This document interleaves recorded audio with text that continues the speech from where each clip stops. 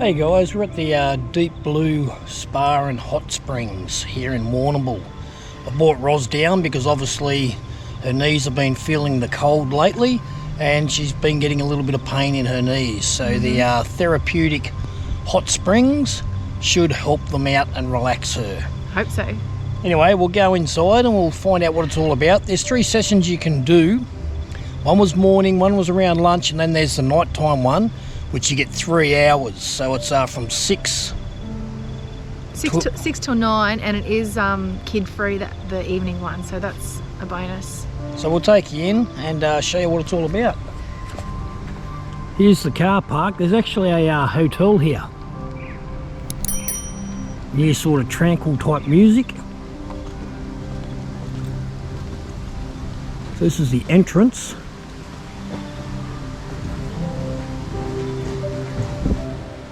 We're here at the Deep Blue Hot Springs in Warrnambool. Essentially, we have a collection of 15 different pools, all of which are geothermally heated. We use water from right here on the site. We tap into an aquifer which is 850 metres below the Earth's surface.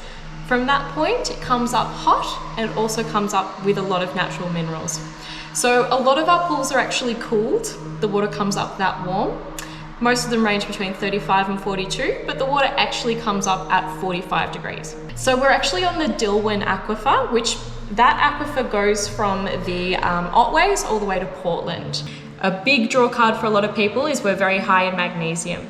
So that magnesium, when applied through the skin, gets in to help your muscles, it helps your body relax, and you can sort of leave feeling a bit more de-stressed. There's 15 pools. 2 of them are cold and the rest of them are naturally filled with that wonderful geothermal water. We don't use any chlorine in our water. We use a UV light filtration and we constantly filter the water. So that way we actually recommend when you're leaving, consider leaving the minerals on your skin. You've got another few hours where you can continue to get the benefits even though you're not actually in the water. So the first session of the day, which runs not every day of the week, but it does over school holidays, weekends and a couple of days during the week. There's an 8 AM session, which is our discounted session. That one's only 2 hours long. So it is a little bit cheaper than the rest of the sessions, but it is also open for families and things like that as well. The next couple of sessions that we run are all the same length. So they're that little bit longer. They're our standard 2.5 hours. And in that session time, we have probably up to about 100, 110 people. And then finally, the last session of the day is our twilight session. That one's a little bit more special. We have 3 hours for that particular session, which is the one that you're doing tonight. You'll see we also have an LED light system which is rigged up, which you can really only see at night. In that session, we can have up to 110, but it tends to be a bit quieter. So most of the time, it'll probably be about 50 people or so for a twilight session.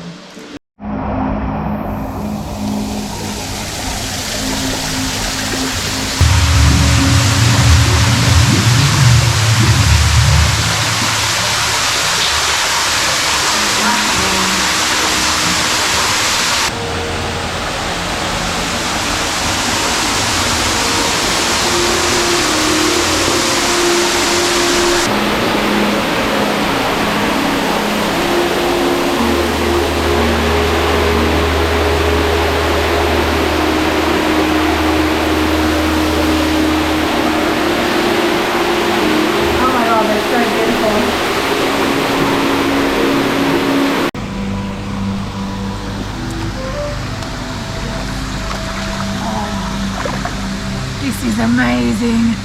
This is like having a Having a what? a beautiful hot shower. Oh, I could stay in here all night. How about a beautiful bath? It's so nice.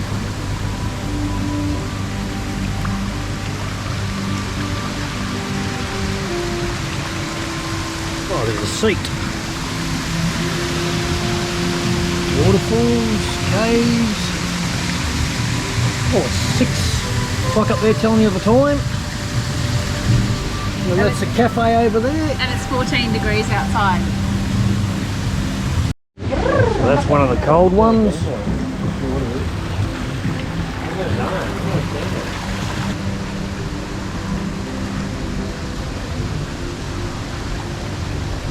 Is it warm inside the cafe?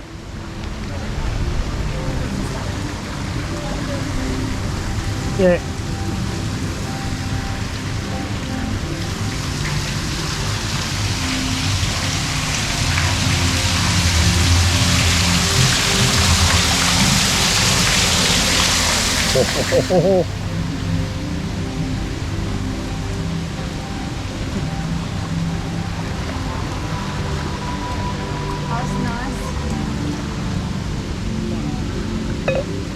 Hydrotherapy 39 to 40. Is this warmer, I think? Oh. You're getting tickled. Oh, lots of bubbles. I thought it was going to be a secret, but it's not a secret.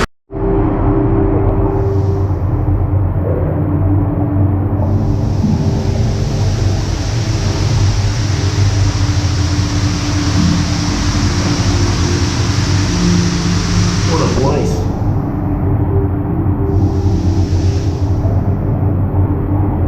Carefully brownie points, guys, if you bring the missus here.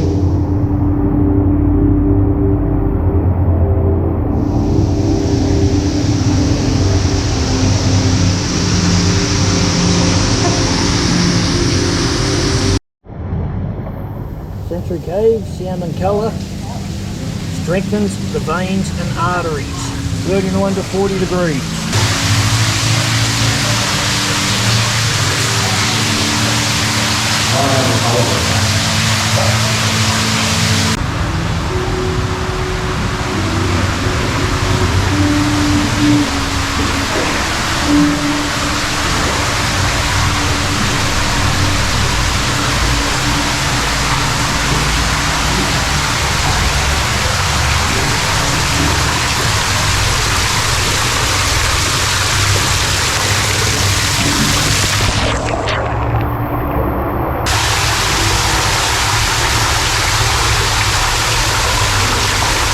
That was the deep blue Hot springs. Hot it springs. was amazing. My whole body feels warm.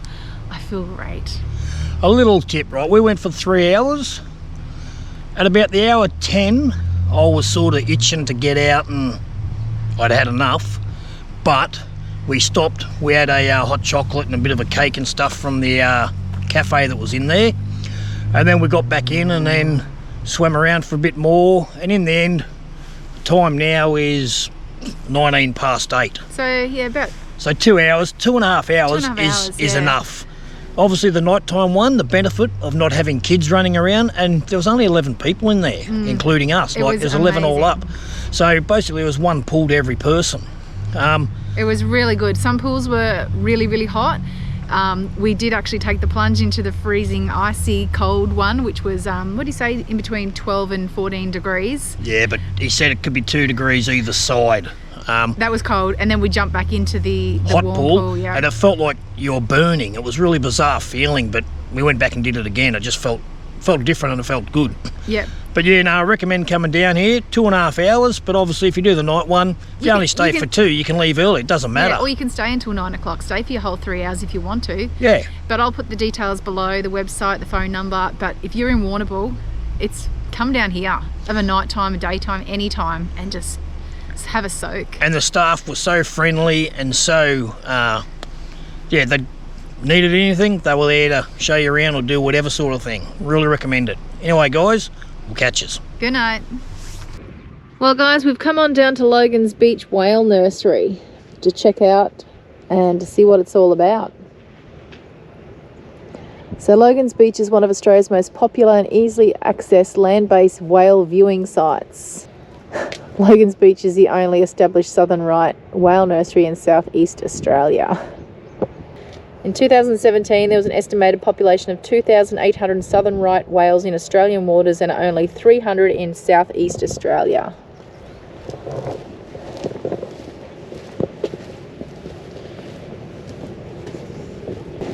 A tip from one of the locals last night at the Bowls Club. They said June, July is the best time for viewing whales offshore here.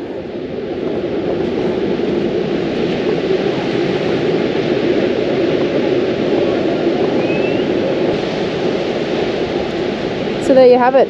If you're here around the June-July in winter, come down to Logan's Beach viewing platform and see if you can spot some southern right whales. Hey guys, here we are at Flagstaff Hill this morning. Gonna go in and check it out and we'll show you around, see what's there.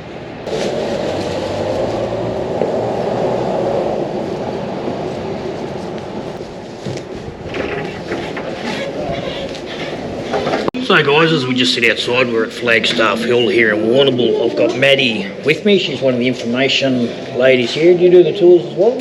No, that's all our volunteers do a fantastic job. Each has their own interest in history, so you'll learn a little bit from them as well. Okay, Maddie, can I just ask you a little bit about Flagstaff Hill? What is it all about? Yeah, absolutely. So Flagstaff Hill is a maritime museum and village recreation. Most of it was built as a recreation back in 1975, though some of the buildings are heritage listed. So our lighthouses and Lighthouse Keeper's Cottage were moved from Middle Island to here. The lighthouses in particular each brick was numbered to make sure that they were correctly reinstalled when they came back up. And throughout the whole experience, we've got over 7,000 artefacts to explore. So it is very much a living history. And I believe a lot of the artefacts have come from some of the shipwrecks and stuff like that. Absolutely. So underneath us is our maritime museum where most of our shipwreck-specific artefacts are. So we've got our Lockhart Peacock down there, which happened from the famous Lockhart shipwreck. 54 people were on board. Only 2 survived, and that Peacock with only a chip on its nose. And you'll see down there's also a little bit of history about that, about Tom Pierce, who was the gentleman that survived, how he scaled the cliff to get notified that there were people there even.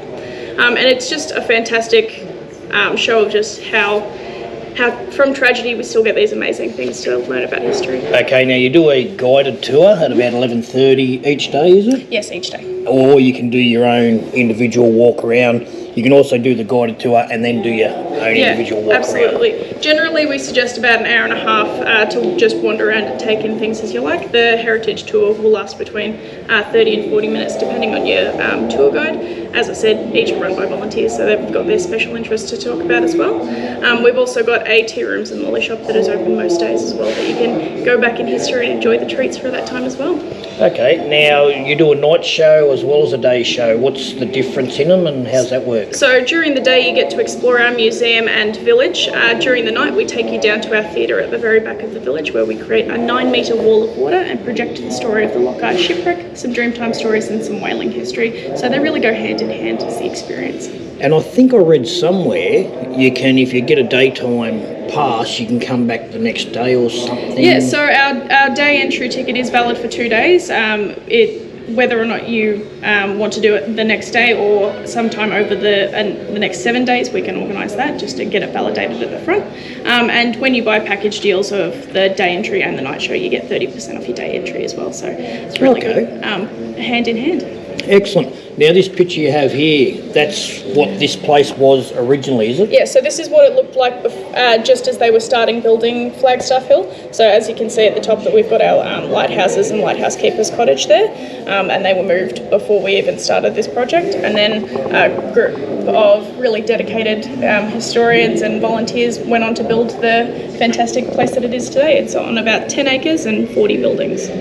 Okay, now something else about Warrnambool. There was a movie, Oddball, with Shane Jacobs, that's it. Now that was filmed here. Now can you tell me a little bit about the true story or the story behind? Yeah, absolutely. So back in about 2006 we had our penguin colony counted, and there was only about 10 penguins left. Obviously this is quite a dire situation. We want to make sure that they're preserved. A gentleman that lives out towards Mortlake and named Swampy Marsh had dogs, Marima dogs, to protect his penguins, and he worked with Warrnambool City Council to create the initiative that now takes the dogs out to protect the penguins out there. As of 2020, there was another count, and there are about 170 to 200 penguins out there now. So they've grown. They've definitely grown in number, and the program's still going strong now. The penguins are only on the island during the summer months, and as soon as they're sighted on the island, the dogs are sent out there to protect them. And we've got 3 dogs currently that go out on rotation to protect them, and we've got 2 ambassador dogs that do education programs during the summer school holidays and during Easter. Okay, now what are they protecting them from? Mostly foxes. During the low tide, the foxes are able to walk across to the island to just get into burrows. Unfortunately, there are some not so great people that are also made sure to keep off the island. It used to be open to people, which is why you may also see a walkway on that island. Unfortunately, someone was found trying to catch a penguin, and it's been kept to protect all of the penguins, just no people over there anymore. Yeah, okay, no worries. And Oddball, that was an actual real dog? That was an actual real dog. So Oddball was the first dog that went out there. The 2 after that were Chula and Udi, and we've got Mezzo, Isola and Oberon that do the protecting now, and our 2 education dogs are Avis and Amel. And what sort of dogs are they? So they're Maremma dogs. They are an Italian sheepdog that is perfectly designed to take care of, really they're any kind of farming animal, though I've heard that people have them for goats, but Swampy Marsh had them for chickens, and now we've got them for penguins. Excellent. No worries. Thank you so much for that. It's been very informative, and we're really looking forward to having a look around and seeing what's in the little village. Enjoy your day, guys. Excellent. Thank you very much. Thank you.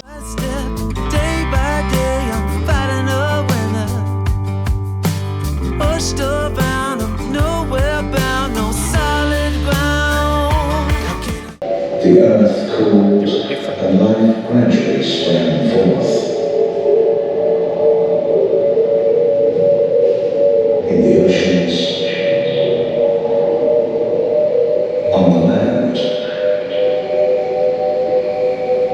the first peoples, the Darawara, Picora, and Karewara, trod this land and lived on the gifts that abounded.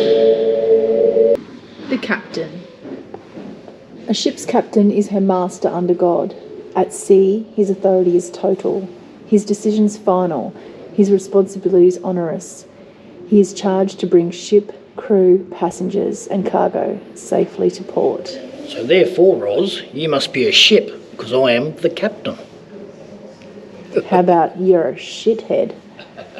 How can I be strong? All I do comes out old. I wanna be a saint, but I ain't. I'm far from. I wanna be brave, I wanna stand tall, but I feel like I'm losing this war. So a lot of these items you see have come off ships that have been wrecked along the coast.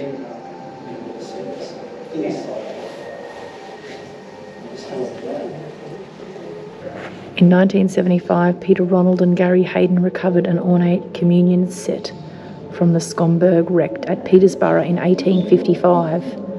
It was not until 1980, however, that this 1-carat Brazilian cut diamond in its gold setting was discovered embedded in marine concretion in a lid of the set. The ring had been in the sea for 120 years. That's cool. That's pretty cool. Church bell from the Scomberg. Can I stand my ground when I'm back down each time?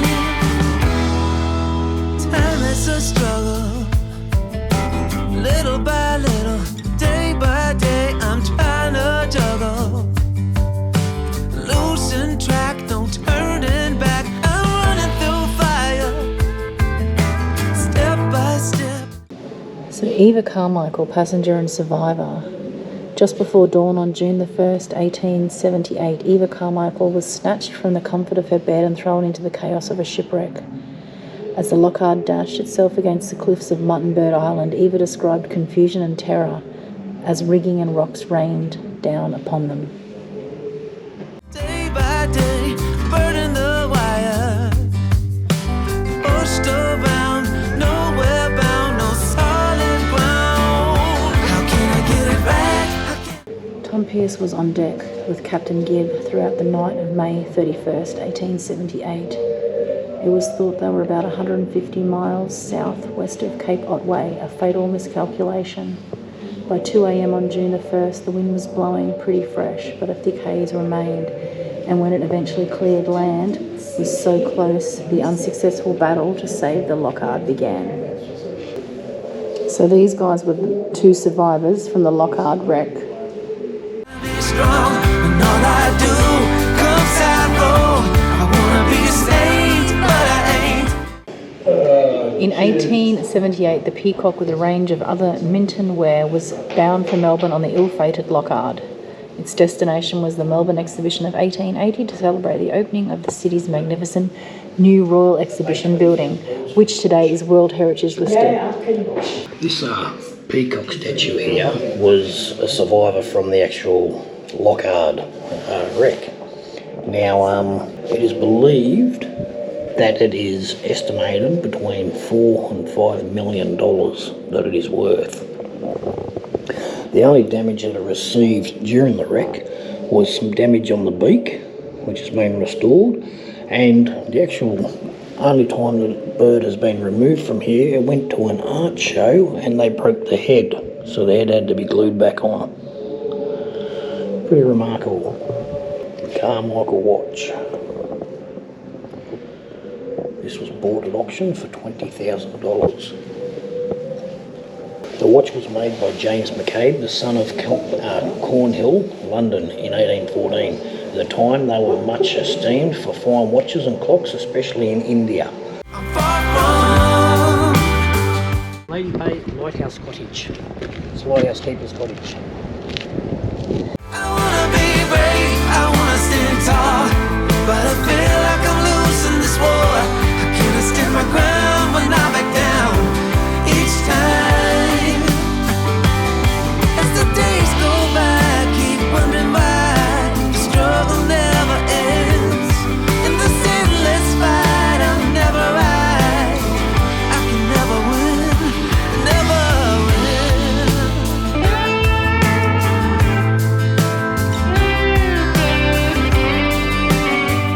Flagstaff Hill Upper Lighthouse, built of basalt stone, bought from the salt water Maribyrnong River in Melbourne. This light began its work on Middle Island, west of the current breakwater, on September the 1st, 1859.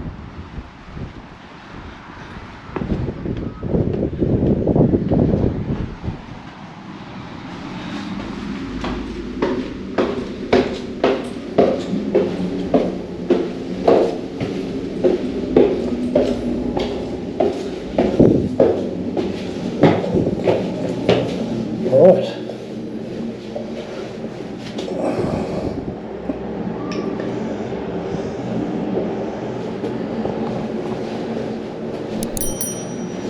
If you look over the distance there, you can see Middle Island.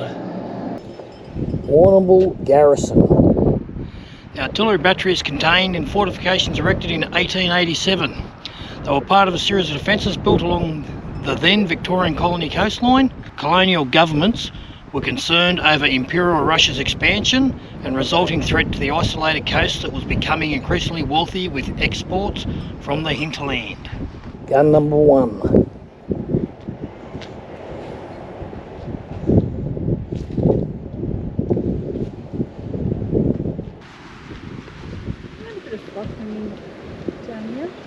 What? Parade ground.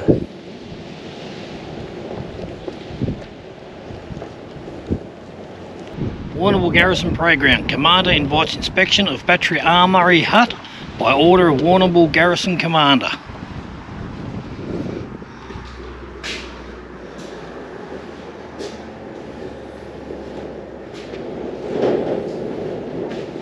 Some old photos.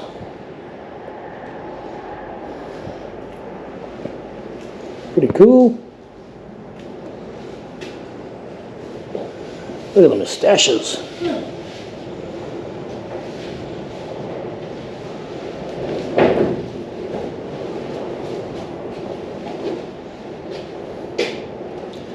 Little cannon.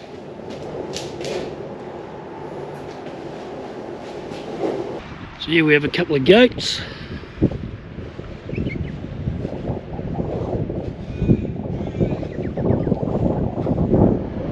Some llamas. And there's the dogs like Oddball.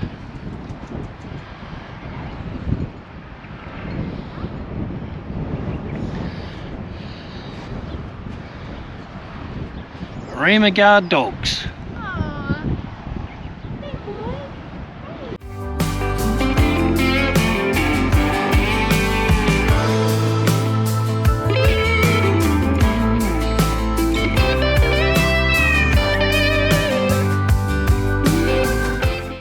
Port Medical Officer,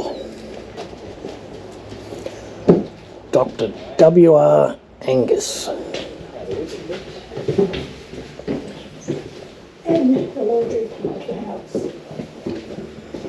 This is his doctor surgery.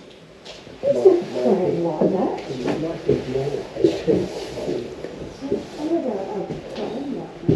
of a wash house. His garden, the outback dunny, chook pen,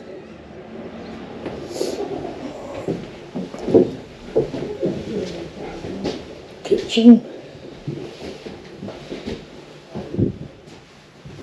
the lounge room,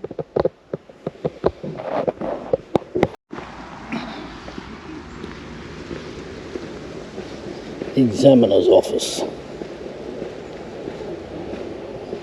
It's got a newspaper.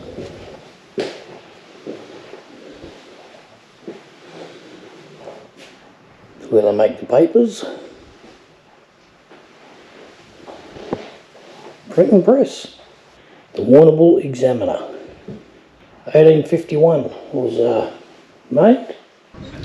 Dressmaker. Mr. Cuck's Confectionery. Lady Bay Clock and Instrument Repair.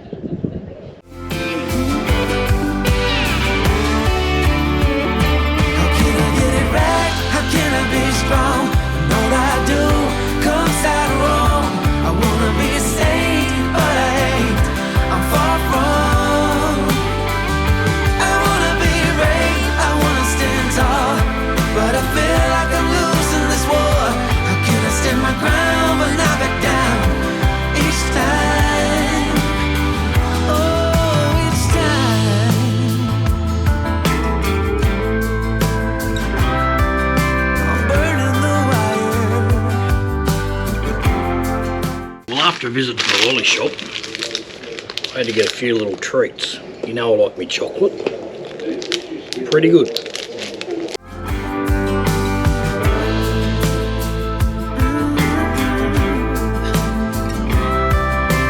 Running through fire.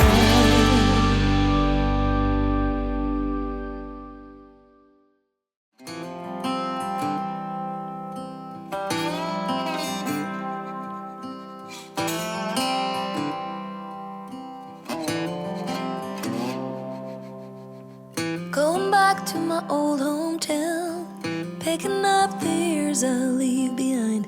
Getting in my car, I drive as memories fly by.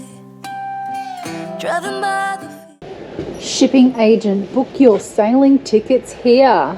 Leave London Bridge Station for Gravesend by the 12:20 train and arrive at 1. I get a porter to take our luggage down to the pier, where we encounter the most fearful ruckus.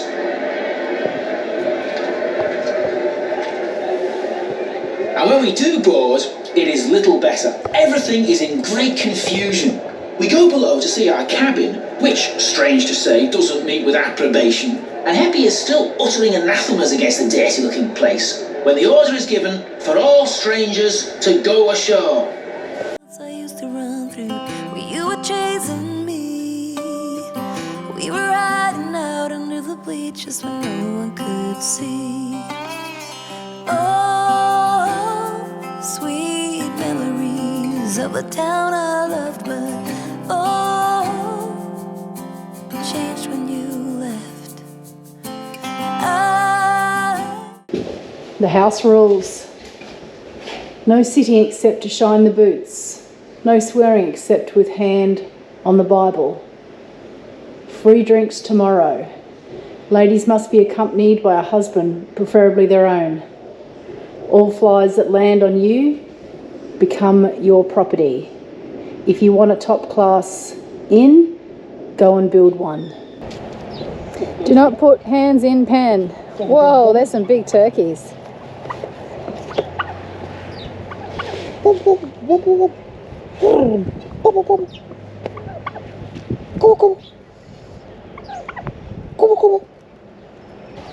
You're on the Christmas wish list, turkey. Keep on asking myself in my mind, were you the one that got away? Moved a few times but ended up in Nashville. Tried to settle my restless soul. Got a job that felt like forever when I met you. You made me happy, we danced through the night. Life was music and I was your wife. Time flies and the years went by, still I tried. Oh, sweet memories of a town I loved, but oh, changed when you left. I keep on asking myself in my mind, were you the one that got away? Went for the dream, but I got lost. This house I leave is nothing like us. Chased happiness, ended up on a one-way street. We're leading nowhere, that's why I leave. Past the creek where we used to swim. Jump the fence before the summer begins, and getting cool in the summer heat with you, my sweet. Sitting in the back of your car, wishing for this road to take us far. Now I've been way too long, I'm going home. Oh, sweet memories of a town I love, but oh, changed when you. Hey guys, welcome to Cheese World on the Great Ocean Road. Come inside with us and we'll show you around.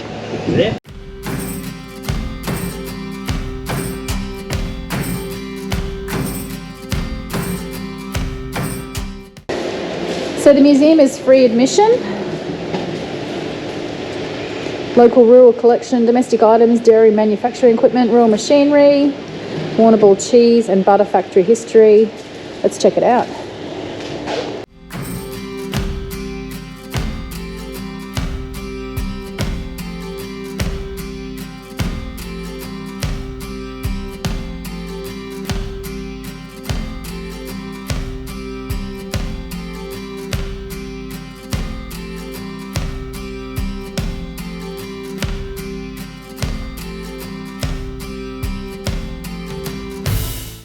A cow's wisdom. Munch hay while the sun shines. Life is just a field of greens. Putting a hoof in your mouth is utterly embarrassing. Milk is thicker than water. Take everything with a blade of grass.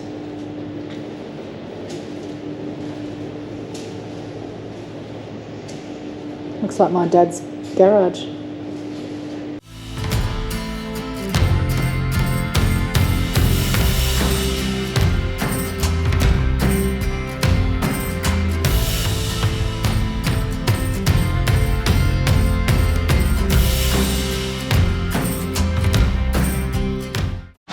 Welcome to Cheese World.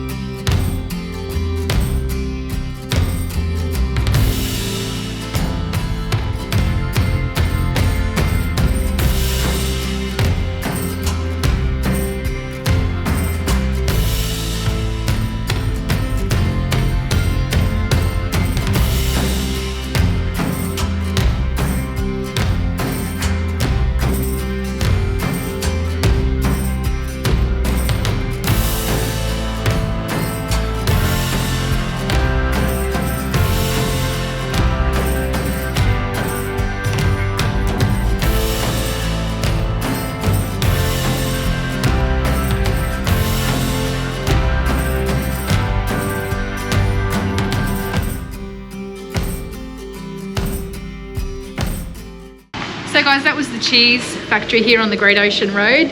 We ended up buying 4 different cheeses, Parmesan. Dave got some vintage, some pickled onion one and something else. Anyway, catch us later. So guys, we've come for a drive out to Hopkins Falls. The girl at Cheese World said it was one of the widest falls. Hopkins Falls is one of the widest in Australia. There we go, 90 metres wide and 11 metres high. Hopkins Falls is called Thangang Punat in the Kiri Wahang language. These words mean eels bite the stones. So there's a pic of it. Now let's have a look at the real thing. It's a pretty shitty day. Raining. Cold, overcast.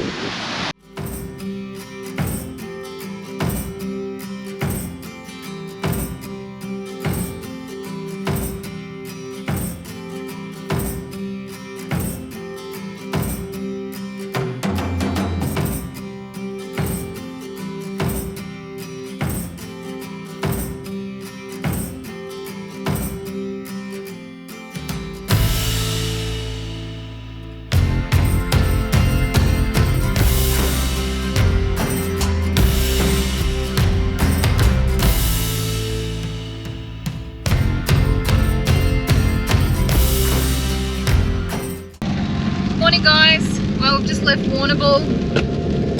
It's a travel day. We are heading to Mount Gambier, which is about 200 kilometres away.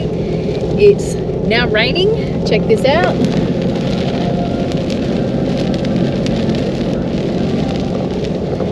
Now one of my favourite things I did in Warrnambool was the Deep Blue Hot Springs. Totally amazing. They have 15 thermal pools and prices start from $33. So if you are in Warrnambool, make sure you go and check it out because it's really amazing. Now on the way out of Warrnambool, there was a few little fruit stalls on the side of the road. We stopped and bought some sweet corn. Beautiful and fresh. I got 4 for $5. I also bought a bag of organic kestrel potatoes, some fresh local eggs and a clove of garlic. Lots of fresh stalls around, but anyway, if you're in Warrnambool, make sure you check out the Deep Blue Hot Springs, Hopkins Falls, Cheese World. We did Flagstaff Hill. We were supposed to do, or last night we went to do the night session of Flagstaff Hill, but they were having technical difficulties with the electrical side of things, so that was cancelled. But we had a really good time while here, and we stayed 3 nights at the showgrounds. Anyway, we'll take you with us to Mount Gambier and show you around. The stores Roz is talking about are just on the west side on the Princess Highway, only probably about 4 or 5 k's out of Warrnambool. There was 2 side by side. One was selling organic potatoes, 10 kilo for $20 or 5 kilo for $10. But just if you are heading into South Australia, just make sure you know what you can and can't take across the border. Anyway, catch us later. It's that time again, joke time with Dave. I'm an expert at picking leaves and heating them up in water. It's my specialty. Catch us!